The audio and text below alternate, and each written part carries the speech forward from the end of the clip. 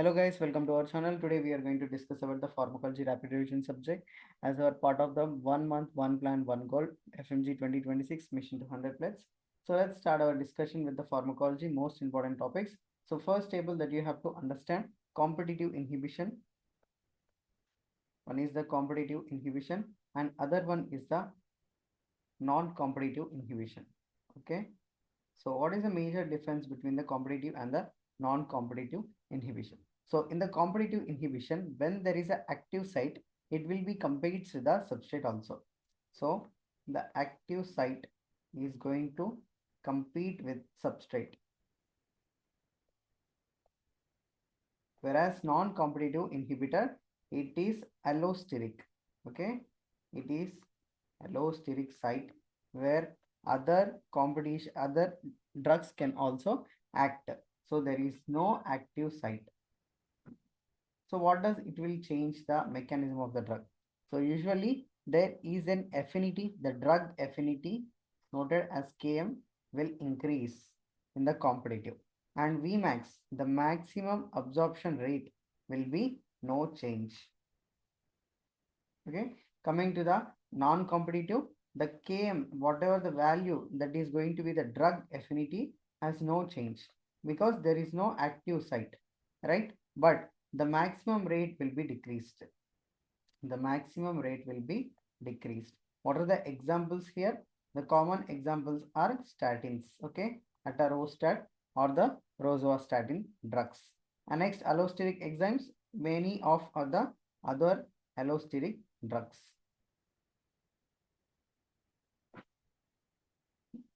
These are the prime examples for the competitive and the non-competitive drugs.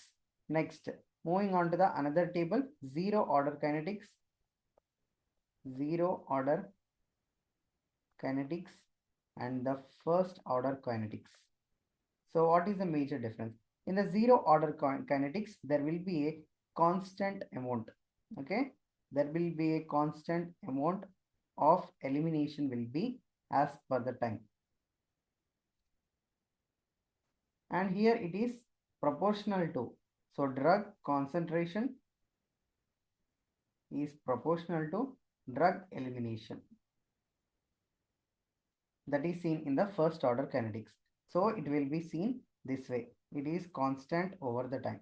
And whereas this one is going to be as per the concentration. This is what difference between the zero order and the first order. What are the examples here? Mostly the examples of this is the phenytoin, direct bits, it can be asked, and also ethanol and aspirin.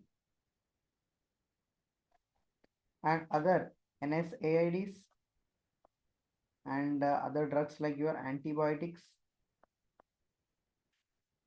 and other many other drugs like, for example, antivirals, okay, anti-TB drugs. All this will be in the first order kinetics. Okay, these things that you have to remember, and some of the points that you have to take note in between these two tables is the graphs also. Graphs can be also asked in the examination. Competitive inhibition, whereas competition between the two lines. Remember, like two lines will collide at the axis. Okay, first thing. Non-competition, there is no competition. On the midline, they are not going to meet in the midpoint. They both are in the subred only. No competition between them. And only during the competition, so there will be a point that they collide each other at one point. Okay, remember this way. Next, let's start the discussion with the diuretics. Okay, diuretics, we all know from this picture itself, you can understand the glomerulus part and how each and every drug is acting independently from the given picture, right? This is the place of the proximal convoluted tubule where there is a drugs like acetozolamide and like carbonic anhydrase drugs will be acting here. Next, descending loop of Henle, here your mannitol, osmotic drugs are going to act. Next, thick ascending loop, here your loop diuretics will be acting, and descending distal convoluted tubule, here the thiazide diuretics and collecting duct potassium sparing drugs are going to act here. So let's see example by example and how their mechanism and drugs to be take note. So first, proximal convoluted tubule. And here, what are the drugs are going to act, guys? Carbonic anhydrase inhibitors. Carbonic anhydrase inhibitors. Okay, not the activators. So what are the examples that we have here? Acetozolamide. Okay, dorzolamide. All these drugs will be present in the carbonic anhydrase inhibitors. Next, what is the mechanism of action? They are going to inhibit the carbonic anhydrase enzyme in the proximal tubule. So what happens? So further it will decrease the H plus ion secretion. Okay, further it will decrease the H plus ion secretion. What are the uses? For which patients we are going to give? High altitude sickness patients that we are going to give this drug, and also active closure glaucoma, this patient also we are going to give, and those who are suffering from the OSA disease like obstructive disease where there is a sleep apnea, and also metabolic acidosis. Okay, metabolic alkalosis patient also we can give this drug as a choice. But why we are giving in the alkalosis patient? Because it is going to decrease the H plus ion, so that more acidosis will be seen. Next, side effects also has to be take note. And so when the H plus ion is decreasing, so obviously it is going to cause the metabolic acidosis. Okay. And next, high risk, it can cause the type 2 RTA, and it can cause the renal stones in the patient. And those who are suffering from the sulfur allergy, it is completely contraindicated. Okay. Don't give in the patients of the sulfur allergy. And also those who are suffering from the cirrhosis, you should not give. If you give in the cirrhosis patient, there is a high chance hyperammonia can be accumulated. So this is the main choice that you have to remember for the PCB. Next, coming to the loop of Henle. In the loop of Henle, descending, here you are going to act by the osmotic diuretics. Okay, here osmotic diuretics going to act. Next, what is the main drug we are going to use? Mannitol. And what is the mechanism of this osmotic diuretics? So there will increase the tubular osmolarity. Whatever the tubules that is present, they are going to increase the tubular osmolarity. So more and more water will be pulled inside that. So there will be a osmosis process will be maintained in the osmotic diuretics. What is the choice where we have to give these drugs? Where we can give in the cerebral edema. Okay, cerebral edema patient we can give. And also those who are suffering from the end stage renal disease, we can also give. And also patients with the high intracranial pressure, we can also give this drug. Next, what are the side effects for this patient? Osmotic diuretics can decrease the sodium and can decrease the potassium at cellular level. Okay, at the cellular level. And at the same time, they will increase the sodium plus increase the potassium at nephron level. So that's why the patients, those who are suffering from the congestive heart failure and also hemorrhagic shock, we are not going to give this drug. For this patient, the osmotics like mannitol is completely contraindicated. All right, loop diuretics examples are your furosemide drug that is commonly used here. Okay, thick descending loop. Next, what is the mechanism of action? They are going to inhibit the sodium, potassium, and also chloride channels. These three channels are going to be inhibited as a co-transporters present in here. Next, what is the uses? The most importantly, when the patient renal GFR less than 40, so this drug can be given as a drug of the choice. And also pulmonary edema. This patient also can be given the loop diuretics. Complete the anasarca like edema or whole body, there also can be given. Next, hypertension drug of the choice can be also given. Those who are suffering from the high calcium levels also we can give. But what are the side effects? So loop diuretics, loops lose everything mnemonic. So it will decrease the sodium, it will decrease the potassium, it will decrease the chloride, it will decrease the magnesium, and also calcium. Everything will be decreased by the loop diuretics. All right. Next, also it will increase the gout aggravation, and also it can be highly ototoxic. Okay, highly ototoxic. One of the example for the ototoxic is the ethacranic acid. Okay, ethacranic acid, E for E for ear. So it is highly ototoxic. And also sulfur allergy patient, we should not give this drug. Next, coming to the DCT, where the thiazide drugs will be acting here. The examples are chlorothiazide or chlorthalidone. These drugs will be ending with the name thiazide. Next, DCT, it is going to inhibit the sodium and only chloride channels. Okay, this importer is going to be blocked in the distal convoluted tubule. Again, this can be given in the patients with the hypertension and also those who are suffering from the nephrogenic diabetic insipidus and hypercalciuric drugs or the hypercalciuric stones, and also patient with the CKD plus combination of the hypertension we can give. Next, what is the main side effects of this patient? So the side effects will be hyperglycemia, metabolic alkalosis, same as here, it will increase and worsens the gout. Patients will be again having the sodium, electrolytes like potassium, magnesium will be decreased, chloride, but not the calcium. Calcium will be normal only because hypercalciuric stones also we are going to give this thiazides, right? Next, collecting tubule. In the collecting tubules, we have the two types of the drugs. Okay, in the collecting tubules, we have the two types of the drug. What are those two types of the drugs? Let's see. First one is the potassium sparing drugs. Okay, potassium sparing drugs. And other in the potassium sparing drugs only, we have two different. One is the aldosterone. One is the aldosterone antagonist. And other one is the ENaC channel blockers. ENaC channel blockers. So these two types of the drugs, examples are spironolactone for the aldosterone antagonist, and for these drugs ENaC channels amiloride. So mechanism of the action, as we discussed, it is going to block the aldosterone. Okay. So aldosterone mechanism, what is this, guys? It will increase the water with the help of the sodium, right? And also it will decrease the H plus ions. So when we block this pathway, what happens? Immediately the result will be potassium will be increased along with the H plus ions also increased, right? This is what happens in the aldosterone when you block.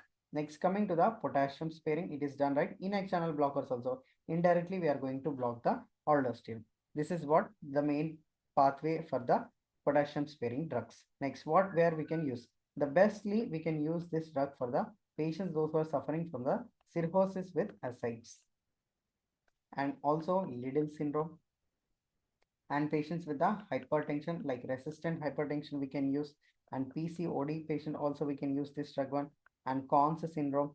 All these where we can use cystic fibrosis and nephrogenic diabetes insipidus will be used thiazides, but nephrogenic diabetic insipidus due to lithium we can use these drugs, right? These drugs can be used. What is the side effects? Actually, so potassium will be increased, so this will cause the cardiac arrhythmias. And always remember impotence due to antagonist of the aldosterone. Indirectly androgens can be also affected, so impotence, infertility, gynecomastia will be seen with this patient, right? Next, metabolic acidosis will be seen as there will be high H plus ions are increasing. So these are the side effects for the drugs that is associated with the diuretics. Okay. Next, moving on to the statins. So these statins are simply lipids, whatever the lipids that is presented aggressively, that is going to decrease. So the first classification is the statins. These are the most common and also most potent drugs that we are going to use. Mechanism of action is they will decrease the Hmge CoA reductase. What is this rate limiting test? This is going to decrease the cholesterol synthesis. This is going to decrease the cholesterol synthesis. And by this expression, what happens? There will be decrease in the LDL and also there will be decrease in the VLDL, right? This will be happening here. So also the best thing about the statins it will increase the HDL, but there is a high chance the patient will be having the hepatotoxicity and also myopathy. These are the commonly associated with the patients those who are taking with the statins, and also insulin resistance will be also seen with this patient. This is commonly known for this kind of the statins. Next one, fibrates. And in the fibrates, you have the drugs. What the fibrates is going to do, it is going to activate the PPAR alpha. These enzyme they are going to activate. So what this enzyme will do, it will activate the lipoprotein lipase. It will activate the lipoprotein lipase. So furtherly, this will activate the triglycerides to eliminate triglycerides clearance and increase the HDL and also decrease the VLDL. Okay, VLDL.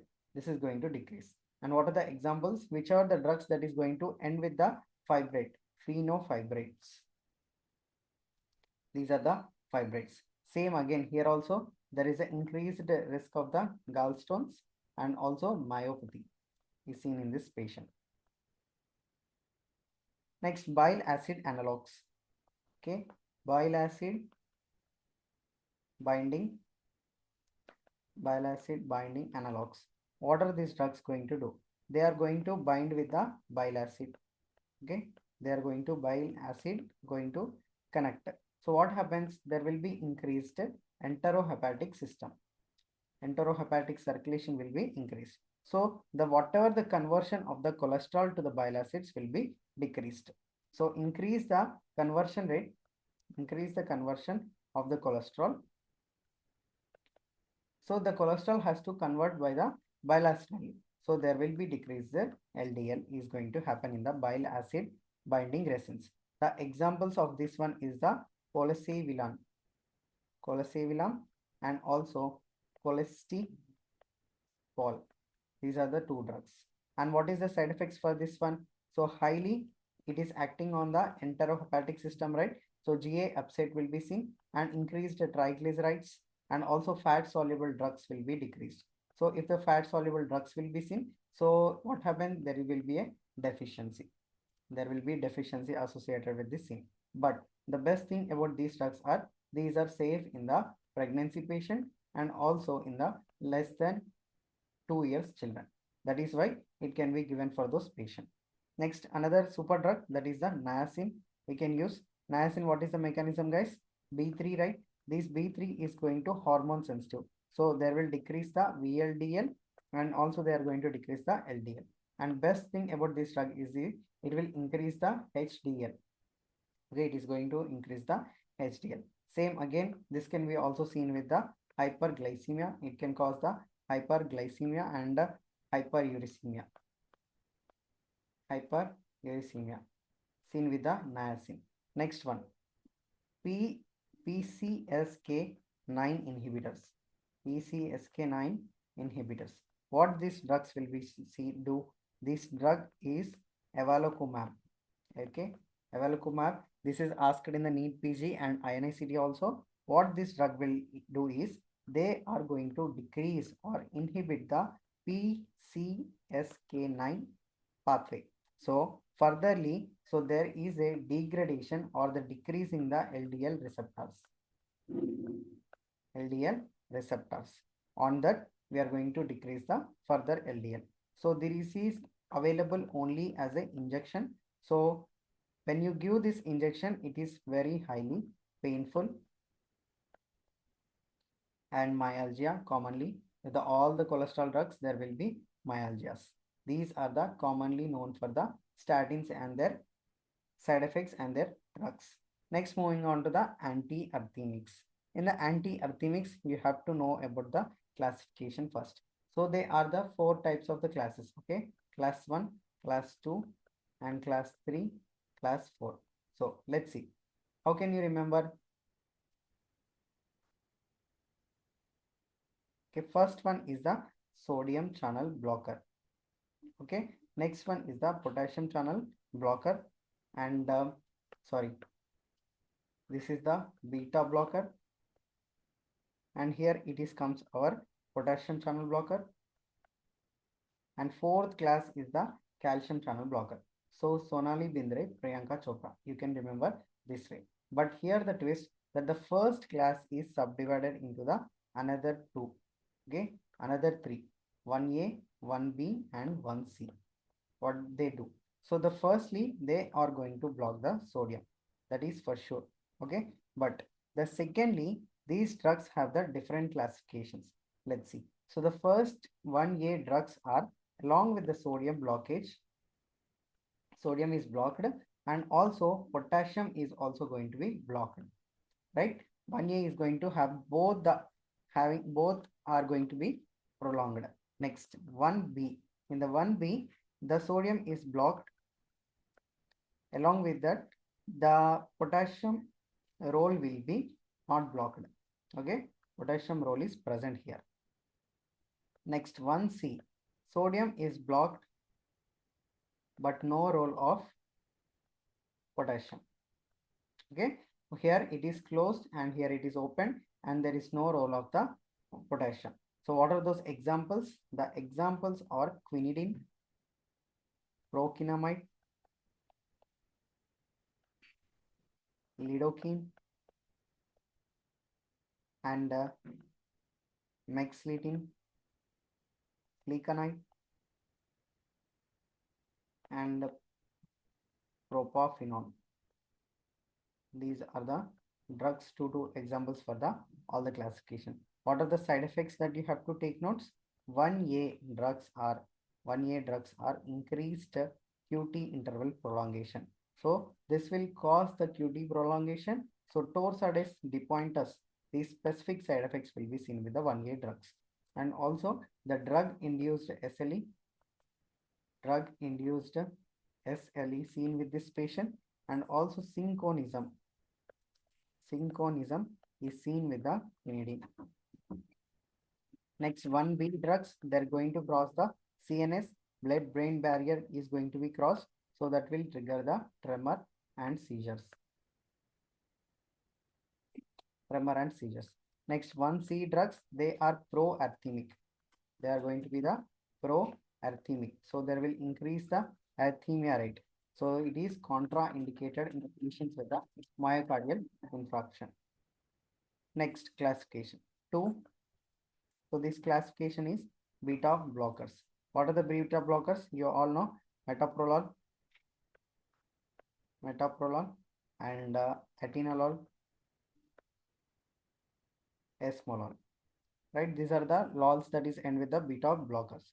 What these beta blockers will do? They are going to decrease the SA node and they are also going to decrease the AV node. This activity is going to be decreased. So there will be increased PR interval in the patients, right? So what is the side effects of this? Basically, it is going to decrease the heart rate and also cause the AV blocks.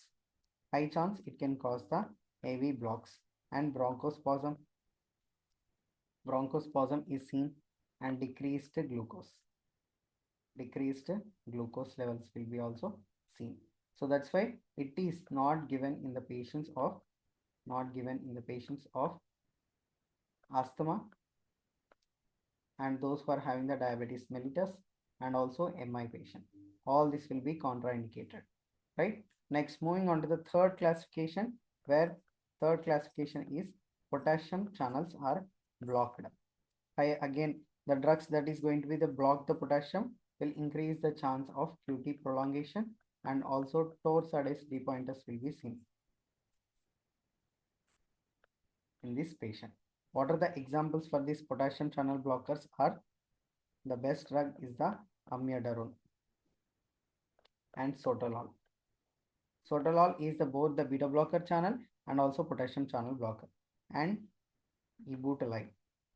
These three drugs. So they will going to block and it will cause the QT interval prolongation and also action potential will be increased. The side effects are again torsades depointus. All will be more commonly this will be associated with the ibutalide. Okay, ibutalide it is going to be associated. Next, fourth classification. And in the fourth classification, it is going to block the potassium channel blockage, right? Potassium channel blockage are your verapamil, Drugs are verapamil and diltiazem. These two drugs. So they are going to increase the PR interval and decrease the AV node action. Patient will be having the constipation. Again, heart rate will be decreased for this patient and gingival hyperplasia. Rarely, gingival hyperplasia is seen. Calcium channel blockers can also cause the edema risk. And for the patients, those who are suffering from the asthma patient, we can give the verapamil. These are the classification. And also fifth classification, miscellaneous. Here you are going to have the atropine, where the bradycardia patient, you can give this drug. Right? MgSO4 can be given for the patients with the torsades. And adenosine can be given for the patients with the supraventricular tachycardia. So these are the miscellaneous of the fifth classification. So this is for the anti-arrhythmics. Okay, very important chapter. Next, moving on to the oral hypoglycemics. Okay, oral hypoglycemics, at least two questions can be asked from this part. So first one, you have to remember the bigonides. Bigonides. What is this bigonides is going to do? Examples are metformin. The mechanism of action is they are going to decrease the hepatic glucose production. Hepatic glucose production will be decreased. So gluconeogenesis are decreased and also decrease the insulin sensitivity. Decrease the insulin resistance. Indirectly, they are going to increase the sensitivity. That's why it is given as a drug of the choice for the patients with the diabetes mellitus type 2 as a first line. Right? Next, what are the side effects? So the side effects of this patient is you should not be given when the patient having the less than 30 mg per ml GFR. You should not give in this renal failure patient, contraindicated. So what are the other points that you have to take note? It will cause the GI upset. It is going to cause the GI upset. It is going to cause the lactic acidosis and vitamin B12 deficiency. These are the common side effects of the patients with the bigonides. And also it will decrease the LDL. Other point that you have to take note, it will decrease the LDL. Next one, sulfonylureas. Sulfonylureas, the drugs that are commonly used are the glimepiride, glyburide, glipizide. These are the drugs. So what they are going to do? They are going to block the potassium channels. In the beta cells. Of the pancreas. So increase the stimulation of insulin. Insulin secretion will be happen from when you block the beta cells with the potassium. Next, the best thing about this one is the highly they are potent. That's why they are going to cause the hypoglycemia and weight gain. These both are not good for the patients with the diabetes mellitus. So it is potent, but it will cause the weight gain and also hypoglycemia risk. So it should not be given in the patients with the heart disease. Next, moving on to the another type, meglitinides is same as the drugs with the sulfonylureas only. Meglitinides. They are also going to block the potassium channels, but these are short acting. Fast duration, short acting. Same hypoglycemia, weight gain will be seen with this patient. Next, DPP4 inhibitors. Examples that will end with a gliptin.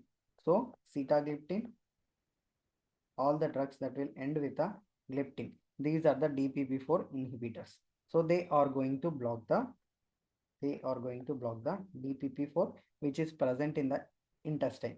And furtherly, if you block this one, they are going to be the incretin levels. So incretin will decrease the glucagon and will increase the insulin, right? These both effects are good for the diabetes patient, but it can cause the renal failure. So that's why those who are suffering with the patient's renal failure, we should not be given for this drug. But what drug can be given? Like linagliptin. Linagliptin is safe for the renal failure. Safe for the renal failure patient. And other commonly pancreatitis, headache is seen with this patient. Next, another good thing also, it can cause the weight loss. These are the DPP4 inhibitors. Next, GLP-1 receptor agonist. GLP-1 receptor agonist. This is given in the subcutaneous form only, and the drugs are liraglutide. Those end with the glutide are associated with the GLP-1 agonist. Now, then this is also going to increase the incretin levels. What we discussed, incretin will increase the insulin and decrease the glucagon, right? But also it has the another benefit, it will decrease the gastric emptying. So there will be a chance. So glucagon, it is a mimicking that glucagon is still present, so you can act. So gastric emptying will be decreased, right? Gastric emptying will be decreased. Next, what is the causes for this patient? Nausea, vomiting, and pancreatitis as the side effects. And these are the best drugs for the weight loss, right? Weight loss also very good for these drugs. There is another question that is has been asking. So GLP-1 receptors plus GIP-1. So okay, GIP. This is GLP. These combination drug, that is the terizepatide. Okay, terizepatide. This drug can be also asked in the examination. Next one, SGLT2 inhibitors. SGLT2 inhibitors. The examples are canagliflozin,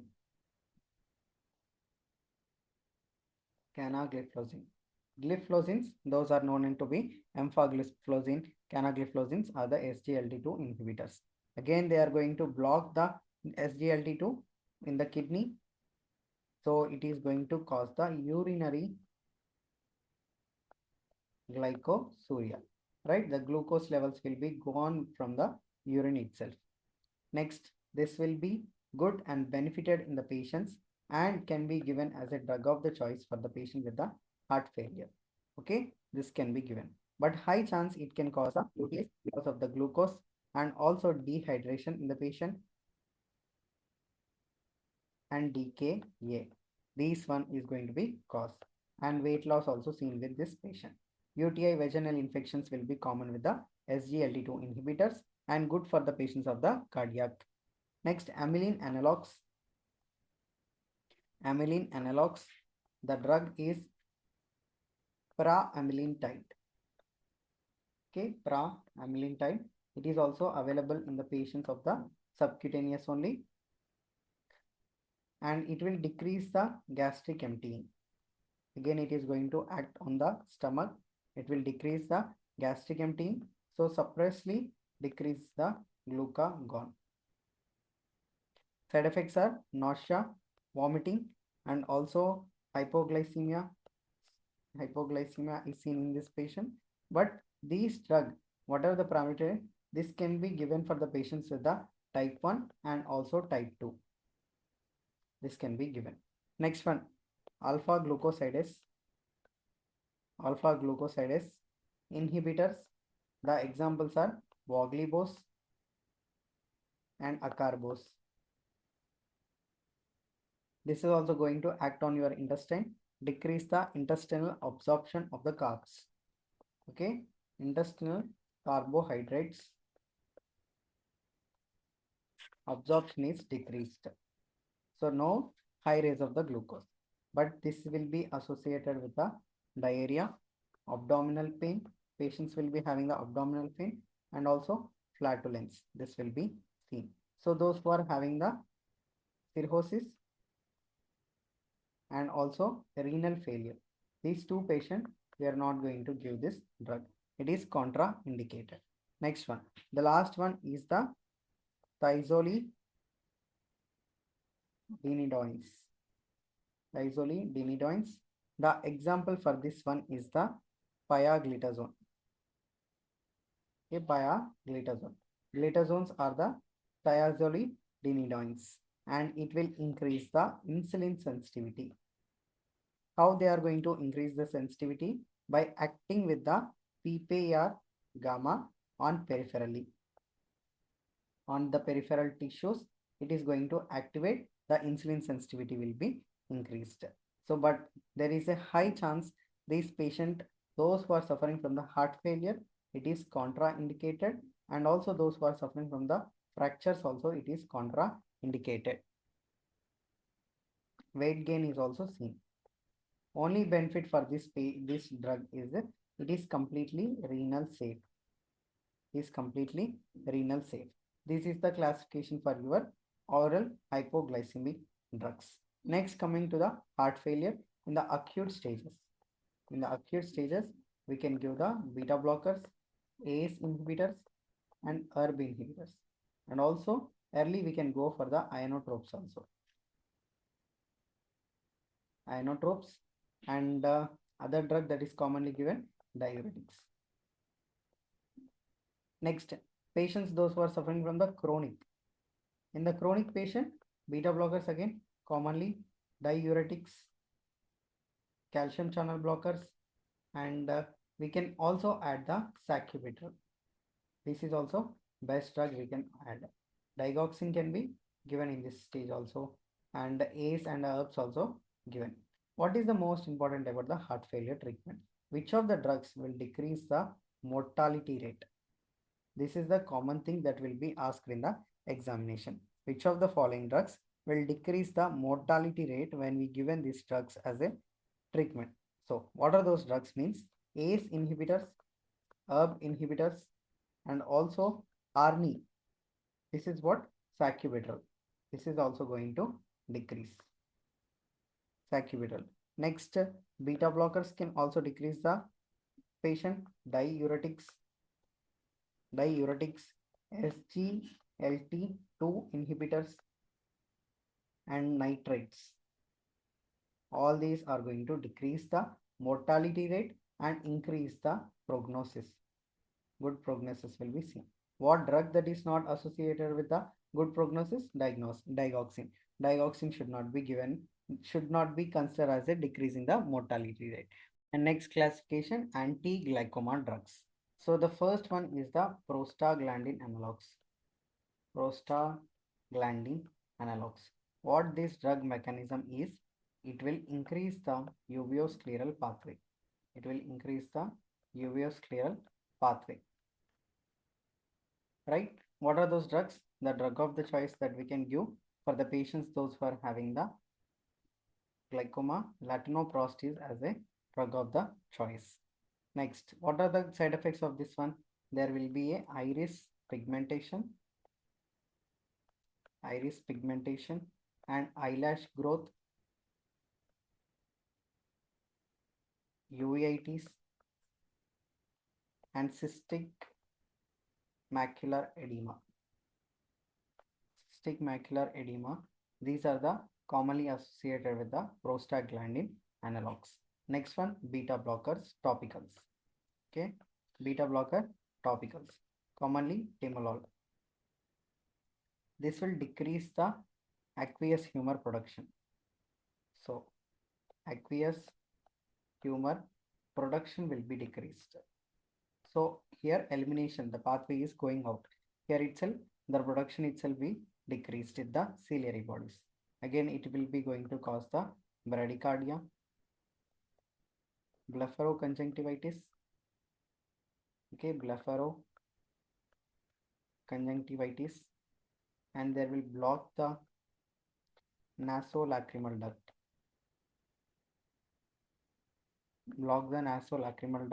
And corneal anesthesia. So how can you remember this one? BBC. Okay. So blepharoconjunctivitis, block the nasolacrimal duct and corneal anesthesia. Alpha 2 agonist. Alpha 2 agonist. This is also going to decrease the aqueous humor. Aqueous humor production. Along with that, it will also increase the trabecular outflow. So both will be seen. What are the examples of this one? Apraclonidine, and brimonidine. Apraclonidine and the brimonidine. And what are the commonly seen are the patient, those who are taking the brominidine. This is going to cross the blood-brain barrier. So it will cause the patients, those who are suffering, it will be high risk with the apnea and also drowsiness and depression. So these brimonidine should not be given in the patients less than 5 years. First thing. Next, apraclonidine. What this drug will do? Apraclonidine will cause the eyelid retraction,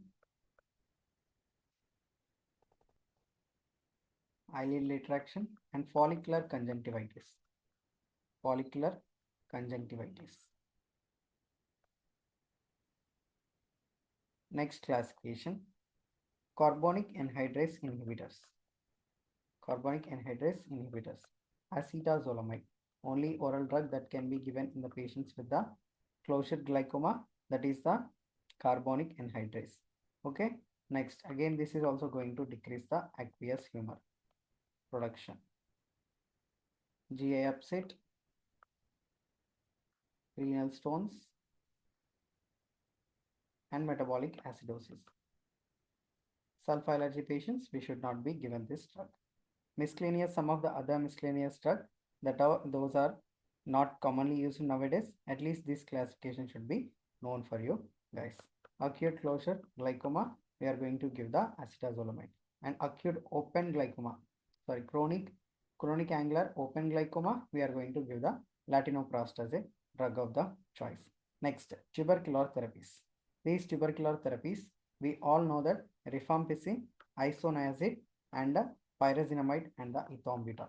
Okay, first let's see. Rifampicin drug, it is going to block the DNA dependent RNA. So in the mycobacteria, it is going to inhibit or block the DNA dependent RNA. So there will be no proliferation or the post-translational modification is seen. So what are the side effects that is commonly associated with this one? It is going to be the CYP450 inducer. So if you give this drug with the other CYP450 inducer, for example, OCP, let's say, it is going to decrease the absorption of the OCP. Next, all are associated with the orange fluids. Okay, orange fluids that is coming from the rifampicin. Next, hepatotoxicity. It is common here in all the types of the drugs. Right. Next one is the isoniazid. It is going to block cell wall of the, specifically the cell wall of the mycobacteria with the mycolic acids. Okay, mycolic acids is going to be blocked here. This synthesis will be decreased. And again, it is also going to cause the hepatotoxicity and peripheral anesthesia. Sorry, peripheral neuropathy. Peripheral neuropathy is mostly due to B6 deficiency. And if there is a B6 deficiency, there will be a high chance of sideroblastic anemia. And also SLE, drug-induced SLE also seen with this patient. Next, pyrazinamide.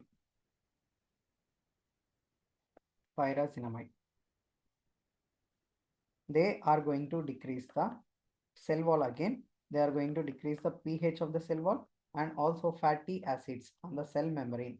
Fatty acids in the cell membrane, it is going to decrease. So destroy the cell wall by decreasing this synthesis. Next, this is highly hepatotoxic and contraindicated in the pregnancy patient. And also increase the chances of gout. ethambutol also decrease the cell wall synthesis. So ethambutol, E for eye, it will be going to cause the neuritis. Optic neuritis is seen with this patient. This is commonly seen with the ethambutol. And also those who are suffering from the patient's end stage renal disease should not be given this one. Now it is this ethambutol are newly moxifloxacin. Okay, this is moxifloxacin is replaced by the ethambutol in nowadays. Next, other points and other important are the malaria drugs.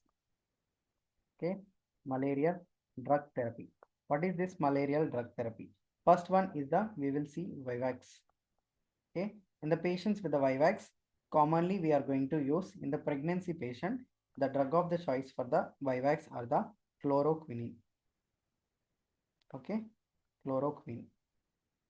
This is the drug of the choice with the pregnancy.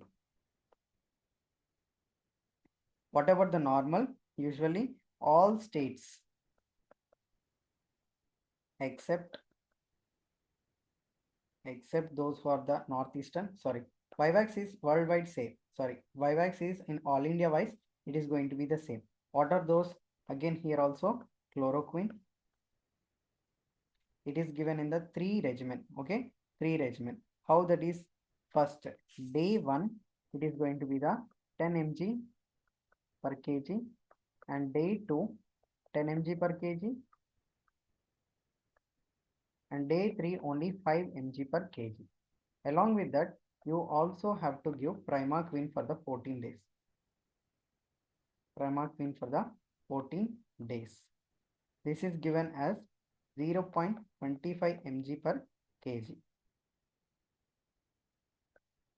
This is must Primaquine because Vivax will be having the, again, relapse will be seen. That's why we should be given the Primaquine. Next, coming to the falciparum, where high risk of the cerebral malaria. In this patient, for the pregnancy, quinine is given.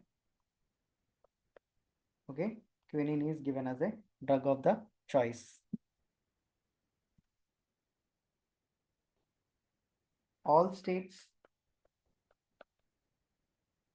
northeastern states, both are different.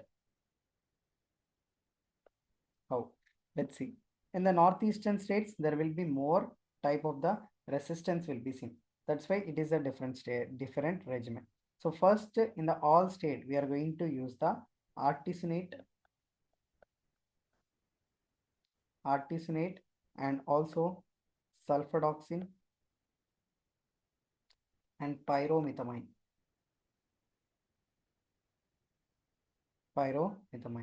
So these 3 drugs are given on the day 1.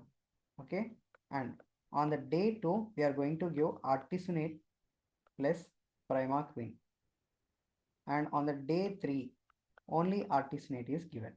So this is how regimen will be followed in the all states. Whereas coming to the northeastern states, again we are going to give the artesunate, artemether,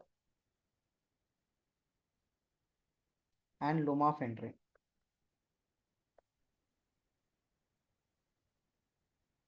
Again, these 3 are given on the day 1. Next, day 2, artesunate plus Primaquine, and on the day 3, only artesunate. Only the drug that is changing here are the artemether and the lumefantrine. Okay, artesunate is same. So this is what the malarial drug therapy that you should remember. Okay, next, coming to the migraine. Migraine drug of the choice, we all know that is sumatriptan, right? Sumatriptan. In the sumatriptan, this is going to be the drug of the choice for the patient. It will decrease the cerebrovascular dilation. Cerebral vasodilation is decreased. This is the main mechanism of the sumatriptan. Next, if the patient is having the continuous, you have to go for the prophylaxis. And these prophylaxis can be given by the propranolol as a drug of the choice for the prophylaxis of this. Or you can also go for the topiramate, amitriptyline, and also the drugs anti monoclonal antibodies such as erunimab can be also given, or botulinum toxin can be also given.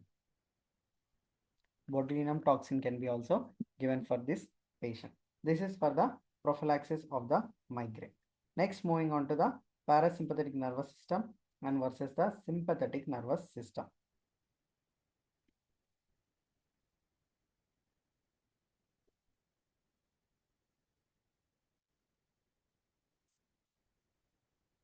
In the parasympathetic nervous system, we all know that these are going to cause the commonly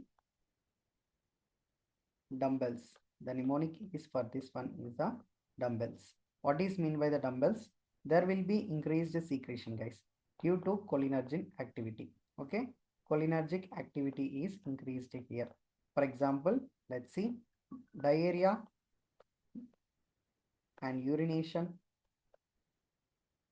meiosis like constriction of the pupils, and bradycardia, bronchospasm, emesis like continuous vomiting, lacrimation, salivation, sweating. These are seen with the parasympathetic nervous system. Next, sympathetic nervous system. It is completely opposite to that because there will be increased activity of catecholamines. Right? There will be dry mouth, tachycardia, and bronchoconstriction. Right? Bronchoconstriction, and also there will be a flushed skin due to more circulation and decreased secretions. All, no urination, no salivation, everything will be, and urinary retention. Patients will be having the hyperemia, hyperthermia. These are seen in the patients with the sympathetic nervous system, completely opposite to the parasympathetic nervous system. So we have the specific example. For example, here OP poisoning. In the OP poisoning patient, what happened? There will be irreversible damage of acetylcholine receptor. Okay, acetylcholine receptor inhibition will be seen with the OP poisoning. So there will be increased parasympathetic nervous system. So these will be causing this cholinergic crisis in this patient. So what can be given for this patient as a drug of the choice? We can go for the atropine, and along with that paralidoxin can be also given for this patient, because atropine is acting as a sympathetic nervous system. To decrease this cholinergic crisis, we can give the atropine. Next, sympathetic nervous system, what we are going to see, this is atropine poisoning, and atropine poisoning having the same symptoms only. So they are going to block the parasympathetic nervous system. Further, it will cause sympathetic activity action on muscarinic agents, muscarinic antagonist. So these patients are going to have the anticholinergic symptoms. Anticholinergic symptoms. For this patient, the drug of the choice is the physostigmine. Physostigmine can be given for this patient, right? This is the basic thing that you have to remember about the parasympathetic nervous system. Okay, now let's see autonomic nervous system and their drugs. First, parasympathetic nervous system we'll see. Okay, parasympathetic nervous system is going to have the two different muscarinic and nicotinic. Okay, parasympathetic nervous system, muscarinic and also nicotinic. So in this one we have the direct agonist. They are going to act directly. What are those examples? Pilocarpine. Okay, these pilocarpine is going to be the muscarinic agonist. So used in the closed angle glaucoma. Closed glaucoma that is going to used. And also bethonicol. Bethonicol. Previously, this bethonicol is used for the patients with the post-operative bladder and bowel. So that there will be again parasympathetic activation will be seen now. So there will be easy urination and the feces will be passed. Bethonicol. Next, indirect agonist. Indirect agonist. In this indirect agonist, they are going to block the acetylcholine enzymes. Examples are donepezil, used in the Alzheimer's, right? For the Alzheimer's patient, we are going to use donepezil, and next physostigmine. Physostigmine given for the atropine, now we discussed, or the Thura poisoning. Also, we are going to give. Next, neostigmine. This is used for the post-op, right? Post anesthesia as a muscle relaxation, right? And also colon obstruction we can give for this, or Olgive syndrome. And fourth one is the pyrostigmine. Pyridostigmine. Sorry, this is the pyridostigmine used for the myasthenia gravis. Used for the myasthenia gravis. This is are the direct and the indirect agonist. Next, we also have the antagonist. These antagonists are those who act on the bronchi are LAMA. What are these LAMA? Long-acting muscarinic agonist. Tiotropium and Sama ipratropium. Okay, ipratropium. Those who act on the eyes, atropine, tropicamide,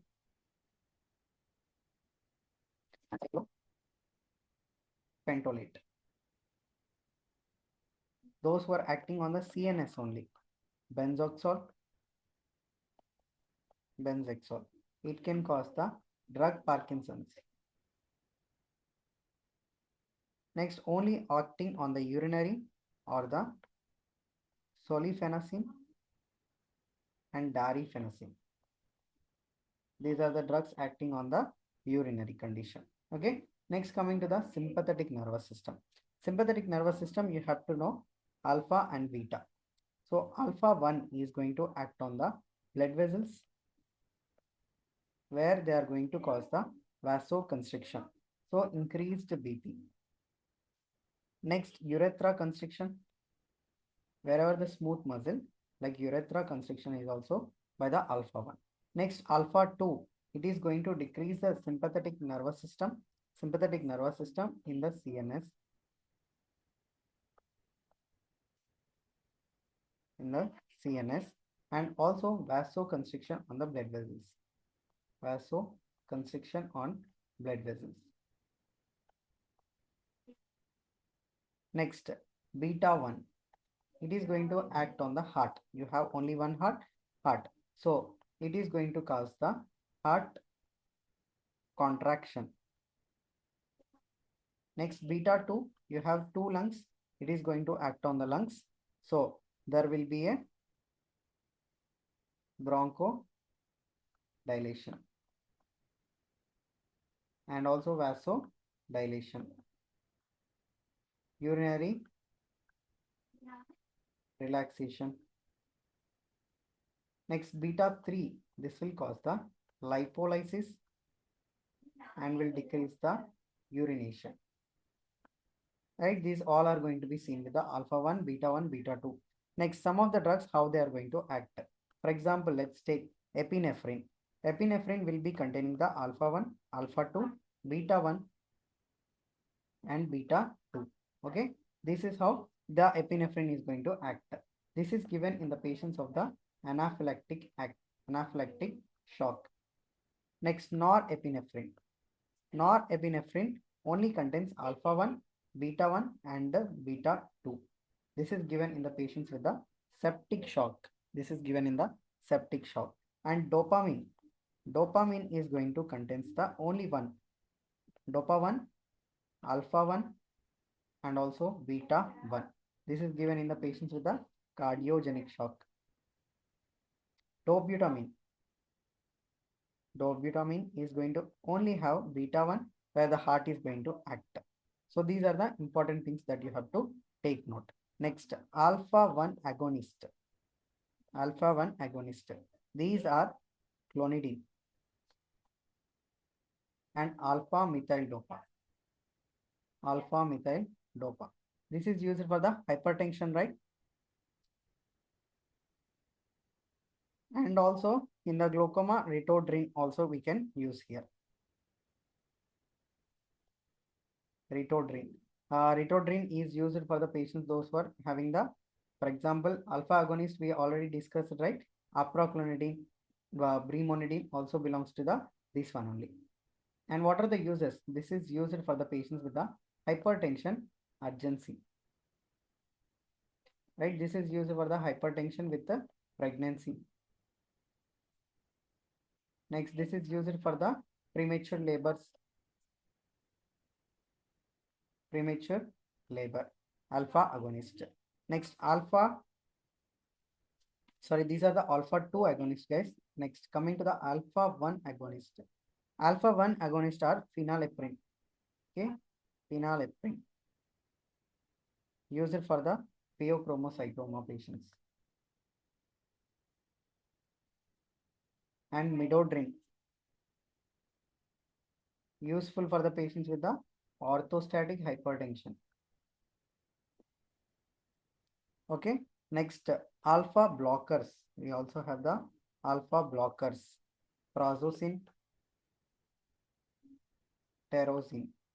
Both are used for the benign prostatic hyperplasia and also those who are suffering from the scorpion bite and to decrease the hypertension. Alpha blockers can be given. Next, alpha blockers second generation. These are tamsulosin, used for the uroselective cases. Used for the uroselective cases, benign prostatic hyperplasia and also post nephrectomy or post nephrectomy stunts. We can use this one. Next, phenoxybenazine. So phenoxybenazamine. This is the drug of the choice. Okay, this is the drug of the choice for the pheochromocytoma. Okay, next we also have the beta blockers, right? We will be discussing that in the cardiac chapter. Okay, here in the cardiovascular drugs, let's see. You have the beta blockers. What does this beta blockers will do? First, they are classified as a non-cardioselective and only cardioselective. All the drugs N to Z are belongs to the non-cardioselective and A to M, these are the cardioselective. For example, metoprolol, right, given for the hypertension, and propranolol. This is given for the patients with the migraine. So like that, these are going to be the cardioselective, non-cardioselective. And this should not be given in the patients of the asthma because of it can cause the bronchoconstriction and also congestive heart failure, diabetes mellitus patient, and those who are already suffering from the bradycardia. We should not be given this drug. Antidote, if you take the high dose of the beta blockers, we can go for the glucagon and nitric oxide or the nitrates. These are going to work with the CGMP and cause the vasodilation. And immediately you can give this sublingual form with the MI patient or the angina patients. Okay, this is also you have to take note, right? And ACE inhibitors, ERB inhibitors, they are going to work on the PA kidney. Okay, first line of the therapy has to be given for this patient. Next, coming to the gout therapy, guys. First, acute gout. In the acute gout, the drug of the choice is always NSAIDs, indomethacin. And if it is not working, go for the colchicine. This will decrease the neutrophil migration. Next, chronic gout. In this chronic gout, you have to go for the allopurinol, where it is going to block the xanthine oxidase inhibitor. Right? Pseudo gout. In the pseudo gout also, we can go for the patients. Pseudo gout also, we can go for the NSAIDs. Okay? Tumor lysis syndrome. Tumor lysis syndrome, we can go for the febuxostat also or probenecid. This can be also given. Right? This is the gout type. Coming to the hypertension. Okay? And in the hypertension, we also know hypertension urgency, where there is no end organ damage, no organ damage. For this patient, you can give the clonidine. Oral clonidine can be given. Okay. Next, emergency, where there will be high chance of organ damage. For this patient, you always have to go for the IV drug, and in this one, the best drug will be nicardipine. Okay. If the pregnancy, labetalol.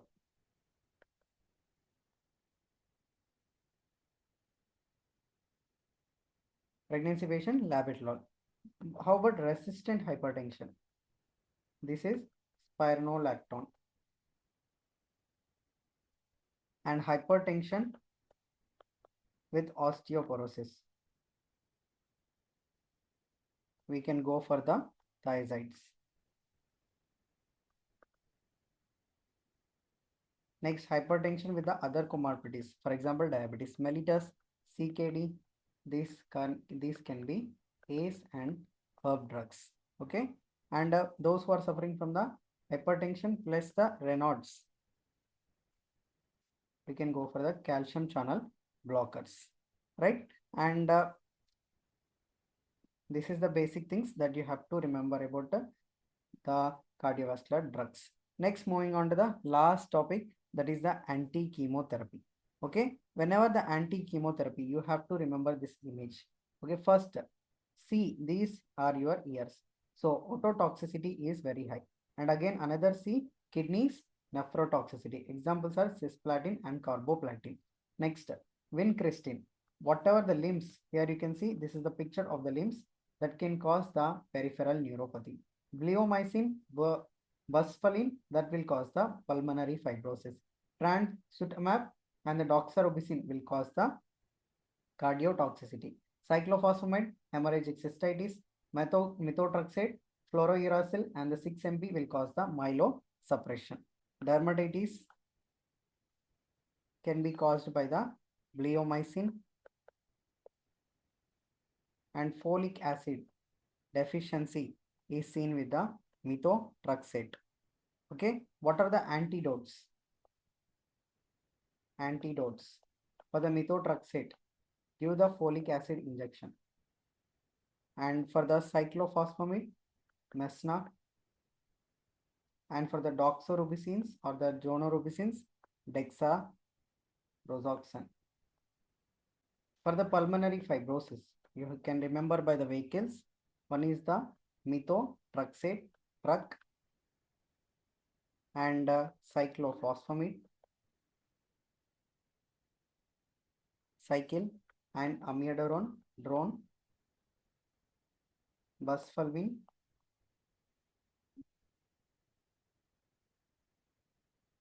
and bleomycin,